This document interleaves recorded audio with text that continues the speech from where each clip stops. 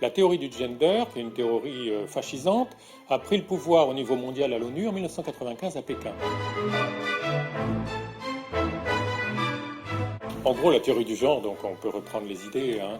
Il n'y a pas de différence entre les hommes et les femmes, donc les différences, c'est un système social construit, oppresseur qu'il s'agit de détruire. Si on tolère que les petits garçons se conduisent différemment des petites filles, alors on perpétue l'oppression des femmes. Conclusion, il faut empêcher les petits garçons d'être différents des petites filles. Et c'est ça l'ambition de la théorie du genre dans l'éducation. C'est devenu un mouvement politique, un mouvement qui a pris le pouvoir et un mouvement qui s'impose au monde entier. Ce que nous dit le psychiatre, il dit « Dans des années, il n'y aura plus de normes, nous serons tous des exceptions et ce sera peut-être difficile à gérer. » Et moi, je lui ai répondu « Mais attendez, monsieur, si nous sommes tous des exceptions, il n'y a plus d'exceptions, il n'y a plus de lois, il n'y a plus de règles. On a un magma informe de gens paumés parce qu'ils n'ont plus d'identité, et contrairement à ce que vous dites, c'est pas difficile à gérer, c'est extrêmement facile à manipuler. »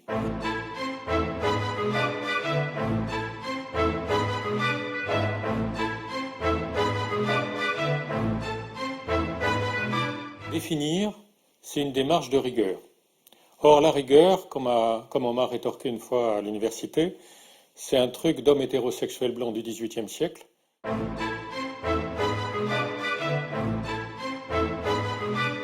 On est dans un domaine, avec la théorie du genre, où on est systématiquement pas rigoureux. C'est une technique de prise de pouvoir. C'est comme ça que la théorie du genre a pris le pouvoir à Pékin en 1995, en faisant signer par des étrangers qui ne connaissaient pas l'emploi du mot gender en anglais, quelque chose qu'ils pouvaient croire correspondre simplement à une autre désignation des sexes, masculin-féminin, mais qui en réalité renvoie aussi à une théorie assez confuse ou à un ensemble de mouvements d'idées, mouvement idéologique et politique, qui a derrière lui des implications radicales. Je crois que c'est Marguerite Peters, qui parle de couches comme d'un oignon. Vous avez des façades dans le genre qui sont tout à fait respectables, et en effet, le genre, comme aspect social de l'identité sexuée, c'est quelque chose de tout à fait scientifique. Si on l'approche de manière rigoureuse, on peut essayer de voir effectivement comment sont variables les aspects sociaux de l'identité sexuée. Mais donc si on s'en tient à ça, et ça c'est la façade soft que les idéologues du gender présentent quand ils veulent faire passer leurs idées, c'est une recherche scientifique légitime. Et puis vous avez, mais très lié au reste, le noyau dur, pour qui le gender, c'est une approche uniquement en termes de pouvoir, c'est-à-dire que les hommes et les femmes n'existent pas. Parler d'hommes et de femmes, c'est juste transmettre une vision complètement politique et hiérarchisée et oppressive de la société, et c'est ça qu'il faut détruire. Et à ce moment-là, il faut détruire toute l'hétérosexualité et l'identité d'homme et l'identité de femme. Donc, il n'y a pas de définition, c'est normal et c'est très utile pour les idéologues du gender.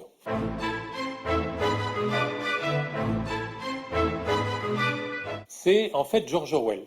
George Orwell, il n'avait, en écrivant 1984, finalement que 11 ans d'avance. La théorie du gender, qui est une théorie fascisante, a pris le pouvoir au niveau mondial à l'ONU en 1995 à Pékin. George Orwell n'avait que 11 ans d'avance. Et en disant il n'y a pas d'homme, il n'y a pas de femme, on est vraiment dans la guerre, c'est la paix, on est vraiment dans la redéfinition des mots, qui est pas seulement un trait du genre, hein, on trouve ça déjà un petit peu dans les idéologies de libération, mais c'est une stratégie générale qui est utile pour noyer l'esprit.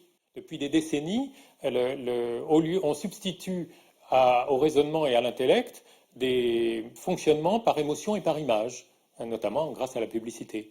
Et donc le brouillage des mots fait partie de cette dégradation, en partie voulue et délibérée, hein, de la réflexion intellectuelle.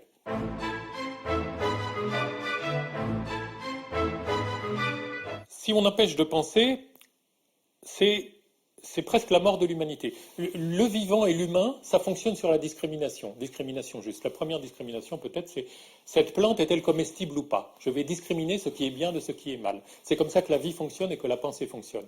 Et il y a une menace, si vous voulez, à partir du moment où on refuse de penser, hein, supprimer le mot race de la Constitution, cacher ce mot, hein, on ne peut même plus nommer des choses, homme-femme, on ne peut plus nommer la différence, etc. Et ben, c'est un aspect extrêmement mortifère. Mortifère, assumé.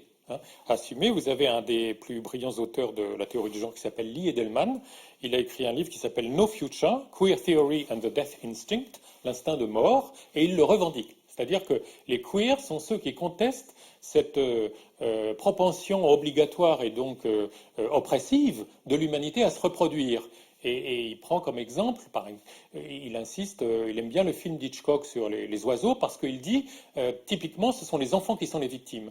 Et il dit, les queers, en fait, sont ceux qui s'opposent à cette reproduction imposée. Et il revendique cette place.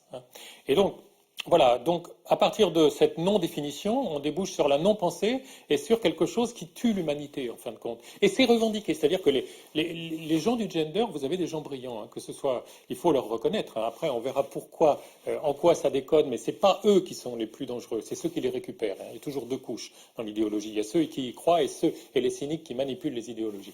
Eh bien, ils sont brillants et ils assument ce qu'ils disent. Donc, et en particulier Lee Edelman, qui dit parfaitement, ben oui, nous sommes du côté de la pulsion de mort.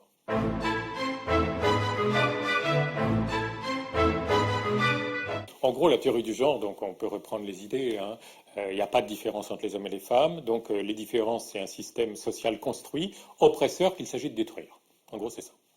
Donc, une idée au départ en elle-même, elle n'est pas scientifique ou pas scientifique. Ce qui va être scientifique, c'est la manière dont on va la creuser, et en particulier la manière dont on va accepter de lui faire passer les tests, les preuves de la réalité, et de voir si, expérimentalement, la théorie donne des résultats qu'on peut prévoir, etc.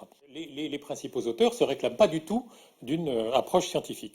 Mais même s'ils se réclamaient, il y a un vice de fond dans l'idée principale de l'idéologie du genre qu'il n'y a pas de différence entre les hommes et les femmes, parce que scientifiquement, c'est la seule chose qu'on ne pourra jamais prouver.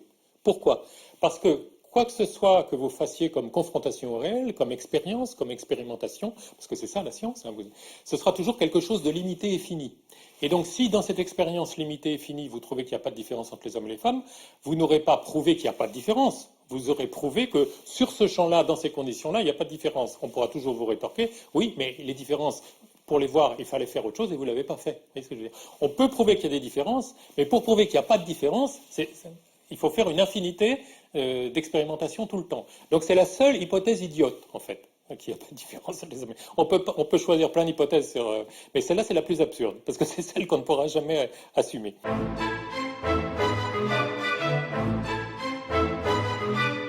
Le féminisme libéral, nous voulons les mêmes droits.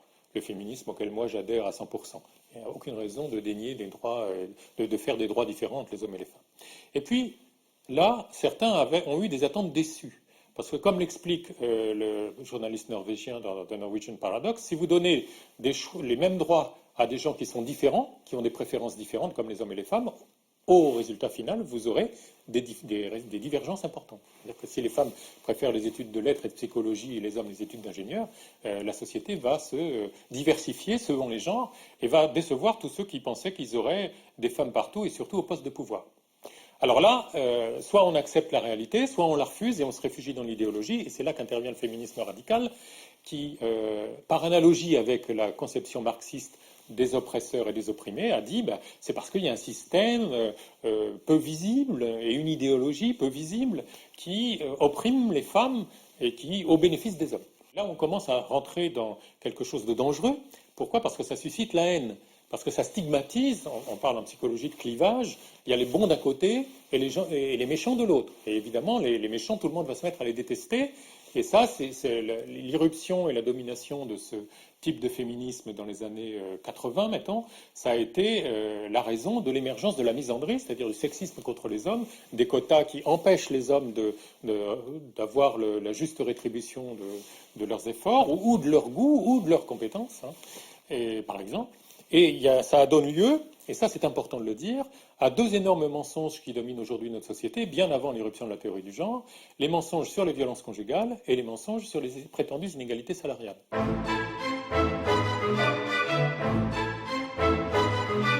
Un mot sur ces deux mensonges parce qu'ils donnent une idée de comment fonctionnent nos médias et notre démocratie, qu'il est très important d'avoir si on veut comprendre comment fonctionne l'implantation d'une idéologie comme le genre et comment la combattre.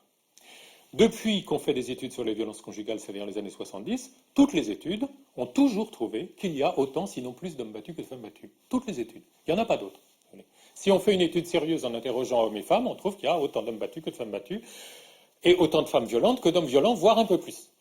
Évidemment, vous voyez bien que ce n'est pas du tout ce qui est retransmis et par les médias et par les gouvernements. Donc il y a des mensonges délibérés, il y a des livres écrits là-dessus, mais tout le monde s'en fout. L'important, c'est de montrer que le féminisme radical a raison et que via cette violence, les femmes sont opprimées et qu'il faut toujours les avantager puisqu'elles sont toujours opprimées. Le deuxième mensonge, c'est celui sur les inégalités salariales, qui est continuellement asséné par les médias et le gouvernement. Il existe des disparités salariales, mais si on cherche les raisons pour les expliquer, on les trouve. Un auteur américain comme Warren Farrell, je crois, qui est tout à fait accepté par les féministes, il a listé 25 raisons 25 variables qui, quand on les introduit dans l'analyse des différences, suppriment toute différence et même révèlent que les femmes sont plutôt plus payées que les hommes. Et ça, même les gens en France qui sont statisticiens peuvent le savoir. Donc, pourquoi ce mensonge? C'est pour toujours avoir l'idée que les femmes sont opprimées. Alors, personne d'excuse, à mon avis, pour croire à ce mensonge parce qu'il peut vérifier autour de lui. Et puis, même la logique du système capitaliste, si vraiment les femmes étaient payées 20% de moins, tout le monde se précipiterait pour les embaucher. À travail égal et à performance égale, tout le monde se précipiterait pour les embaucher. Alors, ça commence à se voir que ça ne marche pas, cette théorie. Par exemple, si on prend la catégorie des femmes auto-employées, aucun système ne les opprime, c'est elles qui fondent leur entreprise et qui décident de combien elles seront payées, elles sont moins payées que les hommes. Et il y a des explications à ça, c'est qu'elles font des choix différents des hommes. Par exemple, pour les médecins, ils vont décider de recevoir moins de gens, mais de prendre plus le temps avec. Alors évidemment, elles vont gagner plutôt moins d'argent. Et là, la théorie de l'oppression, la théorie des féminismes radicales ne marche plus. Alors comment expliquer? Eh bien, la théorie du genre est géniale. Et déjà, on y arrivait avec les derniers travaux du féminisme radical, avec Carol Gilligan, c'est le problème de la socialisation. C'est-à-dire que les femmes se limitent elles-mêmes.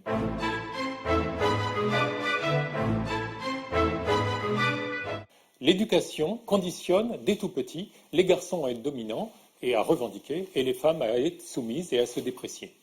Et ça va être le gros travail de Carol Gilligan dans les années 90, en faisant des études pas du tout sérieuses sur le plan méthodologique, mais très à la mode sur le plan idéologique, en même temps que les livres de Butler, c'est les mêmes époques, les années 90, Gender Trouble c'est 1990, et les études de Gilligan c'est dans les années 90 aussi. Voilà comment le relais se fait, parce qu'on ne peut plus arguer qu'il y a un système, le mythe du plafond de verre, en fait, quand on regarde de près, ça ne marche pas du tout. Mais en revanche, si on dit que c'est dès le conditionnement, dès la constitution de l'identité que tout s'installe, alors on a une bonne idée. Et ça aboutit à ce que vous trouvez maintenant sur les systèmes, sur les sites américains d'éducation. Si on tolère que les petits garçons se conduisent différemment des petites filles, alors on perpétue l'oppression des femmes. Conclusion, il faut empêcher les petits garçons d'être différents des petites filles. Et c'est ça l'ambition de la théorie du genre dans l'éducation.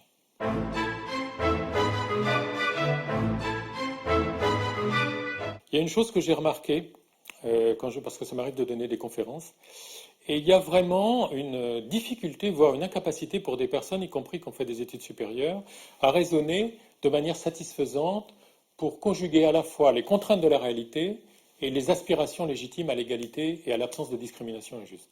En fait, le raisonnement à tenir à tout moment est relativement simple. Il est de dire que si on prend des groupes, c'est normal qu'on ait des différences statistiques entre les hommes et les femmes, ne serait-ce que de taille, de force, etc., musculaire au niveau des bras, mais ça n'est pas un prétexte justifié pour brimer ou un homme ou une femme en fonction des caractéristiques de son groupe. Et je prends un exemple quand je donne des conférences qui est celui des bûcherons. Il n'y a pas de raison d'interdire à une femme qui a la force, l'agressivité, l'énergie et l'envie d'être bûcheron il n'y a pas de raison de lui interdire d'être bûcheron, mais en revanche, il ne faut pas s'étonner s'il y a plus de bûcherons hommes que de femmes, parce qu'en principe, au niveau du corps, dans la force des bras et les muscles, les hommes sont plus costauds et puis ils ont peut-être plus de plaisir à le faire.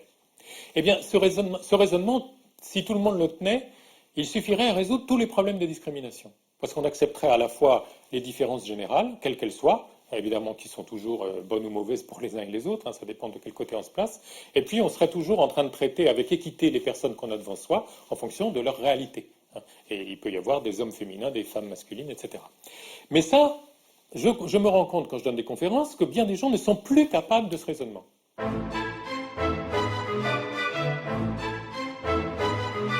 Je pense que le plus simple, c'est de reprendre l'analogie avec le communisme.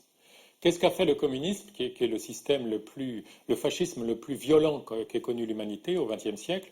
Au nom du bien et de la défense des prolétaires, qui est une bonne cause, il a massacré des paysans, des bourgeois, des millions et des millions de personnes. Et ça, c'est pervers. C'est pervers dans le sens étymologique, puisque pervers, c'est retourner la logique naturelle. Le communisme était censé faire le bien et il a fait le mal. D'accord? Et c'est dans ce sens-là, le gender promet de prendre la suite. C'est-à-dire qu'il ne promet pas une société sans classe, mais il promet une société sans sexe, hein, puisqu'il y aura une infinité de genres.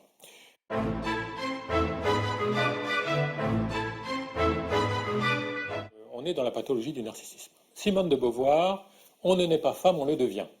Au départ, c'est une intention libératrice quand elle l'écrit dans le deuxième siècle, en 1949 ou 1950. Seulement, quelques temps plus tard, une féministe, Betty Friedan, lui dit « Mais vous savez, il y aura toujours des femmes qui voudront être mères et privilégieront ça au travail. » Et Simone de Beauvoir lui répond, du moins c'est ce qui est écrit dans les livres de Somers, ben dans ce cas, il faudra le leur interdire. Donc je libère les gens, mais je ne tolère pas qu'ils aient un avis différent du mien. Donc ça, c'est du narcissisme. Hein. Je réorganise le monde et les gens qui ont une dynamique narcissique sont souvent des révolutionnaires, des leaders, et en ce sens-là, ils peuvent être bénéfiques. Mais il y a une dérive possible, c'est-à-dire je libère le monde uniquement dans le sens de mon idéal. Il n'est pas question que je tolère que l'autre ait aussi son avis. Dans le genre, c'est ça qui se passe. C'est ça qui se passe au départ de la théorie du genre, et notamment chez Butler. Vous avez une ambition légitime, une ambition bénéfique, qui est de défendre les gens qui n'ont pas la chance de tomber facilement dans une catégorie homme ou femme, soit parce qu'ils sont hermaphrodites, soit parce qu'ils ont une orientation sexuelle non hétérosexuelle. Et donc ils vont avoir du mal à se caser dans le monde très normé, et parfois ça peut aller, comme elle le souligne elle-même, jusqu'au meurtre. C'est-à-dire, hein, on peut tuer des gens parce qu'ils sont homo, parce que bon. Et c'est tout à fait louable, en tout cas à mon avis, de vouloir aménager le monde pour que ces gens-là trouvent au mieux leur place. Seulement, la théorie du genre qui se répand aujourd'hui, c'est pas du tout ça. La théorie du genre qui se répand aujourd'hui, c'est de dire, pour que ces gens trouvent leur place, il faut détruire la structure psychique de tous les gens qui trouvaient naturellement leur place en hommes et femmes et en hétérosexuels. Et là, c'est pervers. C'est-à-dire que vous voyez bien qu'à nouveau, au nom de la libération d'une petite quantité de gens, mais ça vaut toujours le coup de s'occuper des gens, même s'ils ne sont pas nombreux, on va opprimer la majorité, et comme dans le communisme, il y a un retournement pervers.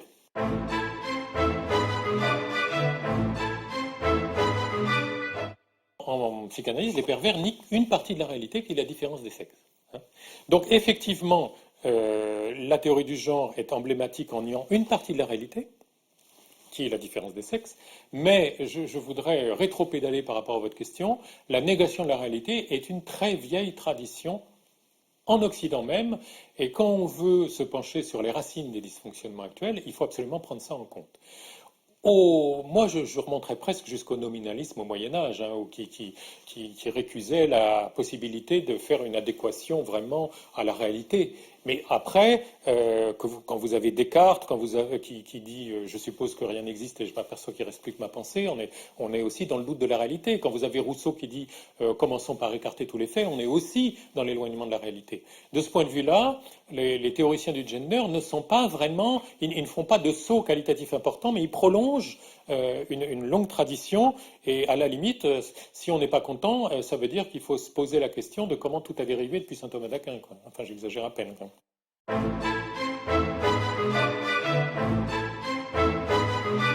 Quand on parle de toute puissance narcissique, moi, en tant que psychologue, c'est là que je place la racine du mal, si vous voulez.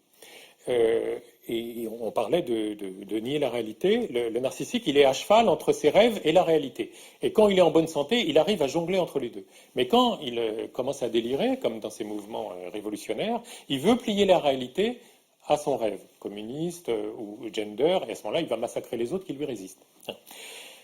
La limite, la première limite, la limite minimale, la limite symbolique à la toute-puissance du narcissisme, c'est quoi? C'est l'idée de Dieu. C'est l'idée que moi, je ne suis pas tout et je ne suis pas tout puissant. Vous avez des gens qui ont étudié les leaders, je pense à Kohut, un grand spécialiste du narcissisme, et je pense aussi à un Australien qui s'appelle Hawkes. Et ils ont remarqué que chez les gourous, il y a deux types de gourous. Il y a les gourous qui se croient eux-mêmes la divinité, et puis il y a ceux qui se croient un messager de la divinité, et qui ont placé donc leur narcissisme grandiose est divisé en deux, eux et la divinité qu'ils représentent. Évidemment, il y en a qui finissent mieux que les autres. Parce que si vous croyez la divinité à 20, 30, 40 ans, ça peut encore marcher. À 50, 60, 70, la réalité vous rattrape et vous montre que la divinité n'est pas si glorieuse que ça. Ceux-là finissent pas très bien. Mais ceux qui sont simplement des messagers, ils peuvent maintenir leur équilibre psychique plus longtemps. Parce que le grandiose, l'idéal, il est en Dieu. Et moi, je crois que vraiment, si on veut lutter contre ces délires qui arrivent régulièrement à l'humanité, il faut se pencher sur le lien avec la croyance en Dieu.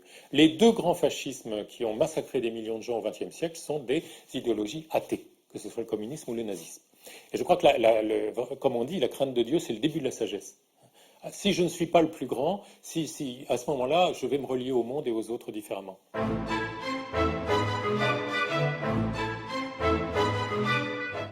Ce mouvement d'idées non, ce n'est pas resté un mouvement d'idées, c'est devenu un mouvement politique, un mouvement qui a pris le pouvoir et un mouvement qui s'impose au monde entier depuis Pékin 95. Et là, évidemment, c'est une autre sorte de danger, et c'est même, à mon avis, un alignement fascisant de la société. C'est-à-dire que progressivement, vous n'avez plus le droit de penser différemment que ce que dit la théorie du genre.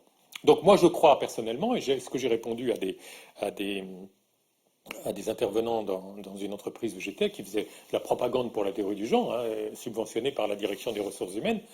Ce que nous dit le psychiatre, il dit, dans des années, il n'y aura plus de normes, nous serons tous des exceptions, et ce sera peut-être difficile à gérer.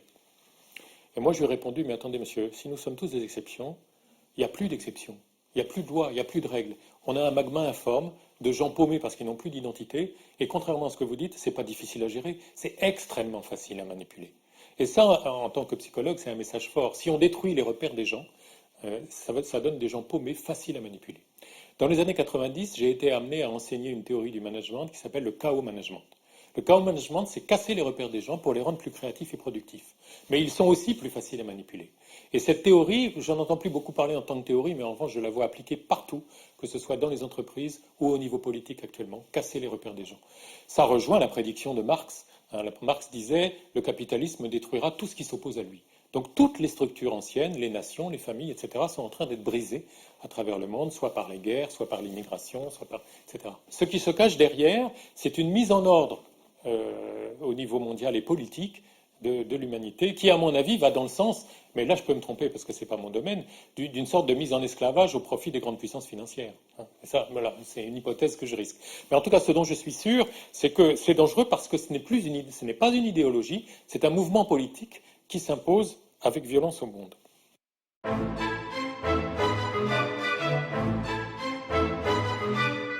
Comment une erreur cognitive, ou ce qui peut apparaître à certains ou à certaines comme un gentil délire, si on veut le forcer avec violence sur la réalité, ça donne des résultats terribles. C'est l'affaire Jandré Botta en Afrique du Sud. C'est cette affaire où vous avez deux lesbiennes, il y en a une qui a un petit garçon, et sa compagne veut que le petit garçon l'appelle papa. Ce qui est parfaitement conforme à la théorie du genre. Le genre, c'est une question de ce rôle social construit. Je ne vois pas pourquoi le petit garçon, même si je suis une femme, ne m'appellerait pas papa. Il a refusé, il a été torturé à mort. Voilà ce qui se passe quand les délires sont imposés par la violence au réel. Et ça donne des massacres, comme on a connu au XXe siècle. Donc, ce n'est pas une théorie, c'est vrai que penser est toujours dangereux, mais ce qui se passe, ce n'est pas la théorie du genre. Ce qui se passe, c'est l'imposition au niveau mondial de la théorie du genre. Et comme toutes les questions de diversité, de ce que je constate, que ce soit dans les entreprises ou dans les gouvernements, les questions de diversité servent, même si elles ont un bon fond au départ, de cache-sexe à des manœuvres de pouvoir et de domination sociale.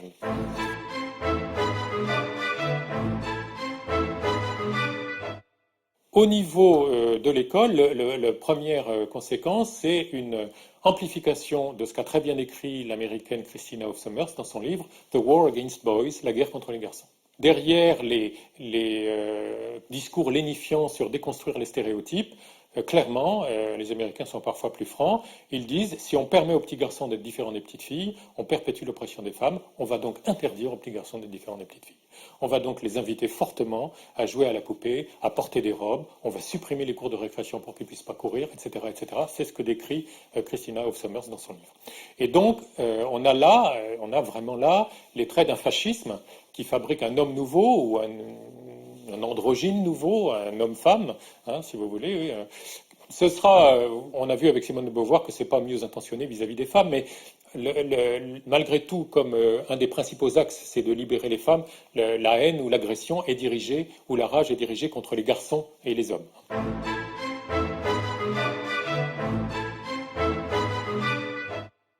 Le but visé, à mon avis, ou l'intérêt, pourquoi cette idéologie rend service, c'est parce qu'elle aboutit à la destruction de la personne. Le sous-titre de Judith Butler, c'est Féminisme et subversion de l'identité. Ce n'est pas subversion de l'identité sexuée, c'est subversion de l'identité tout court. C'est-à-dire que dans cette idéologie postmoderne, la personne, le sujet n'existe pas. Si vous voulez que le chemin pris par Descartes, je pense donc je suis, a été mené jusqu'au bout, mais je n'existe pas. Et donc nous sommes juste un petit noyau de vie manipulé par des rapports de pouvoir qui nous font homme ou femme. C'est ça le gender. Mais que la personne n'existe pas, ça c'est génial pour un État totalitaire. Parce que qu'est-ce qui fait, et ça va en l'encontre de toute la civilisation chrétienne qui est fondée sur la dignité de la personne faite à l'image de Dieu. La personne n'est pas intéressante pour un système capitaliste, que ce soit du point de vue employeur ou consommateur. Et d'ailleurs, vous n'avez plus de direction du personnel, mais une direction des ressources humaines qui s'occupe des compétences des gens. Vous avez des portefeuilles de compétences sur pattes, en gros, ambulants, qu'on va exploiter au mieux. Mais la personne, c'est gênant parce que ça a des besoins, notamment spirituels. De même du côté de la consommation. On ne va pas se soucier de la personne, on va faire du marketing en fonction du fait que vous êtes, je ne sais pas moi, musulman, chrétien, juif, ou en fonction que vous êtes mère de famille, père isolé, parent isolé, etc. Et on va créer en vous des actes compulsifs d'achat. C'est ça le but du marketing. Mais il ne se soucie pas de la personne, c'est un encombrement. Donc il faut la bypasser. Et quel meilleur moyen de la bypasser que d'enlever toute structure à l'identité.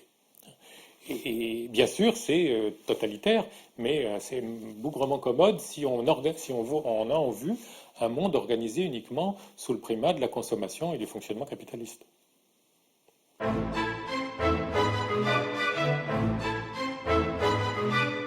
Le fondateur de la chaire de sociologie à Harvard, c'est quelqu'un qui s'appelait Pitirim Sorokin et qui a beaucoup travaillé sur les groupes et la notion de l'amour. Il a écrit un livre qui s'appelle The Power of Love, le pouvoir de l'amour.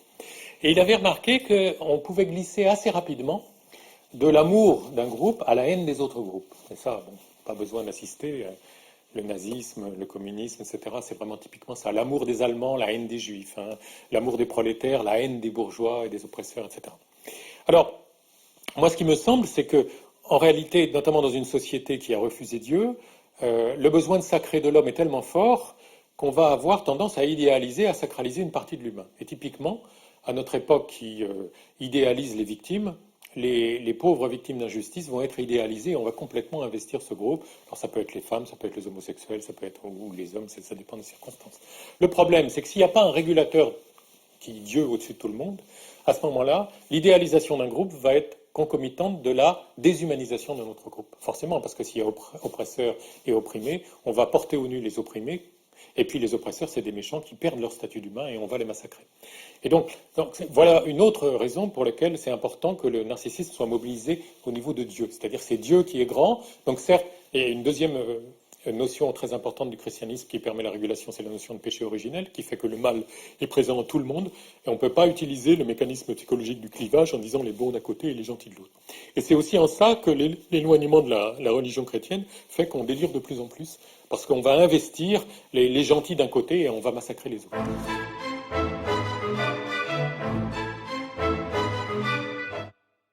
C'est un mouvement qui cherche à détruire. Et alors, ce qui est curieux, c'est qu'il y a un ennemi privilégié.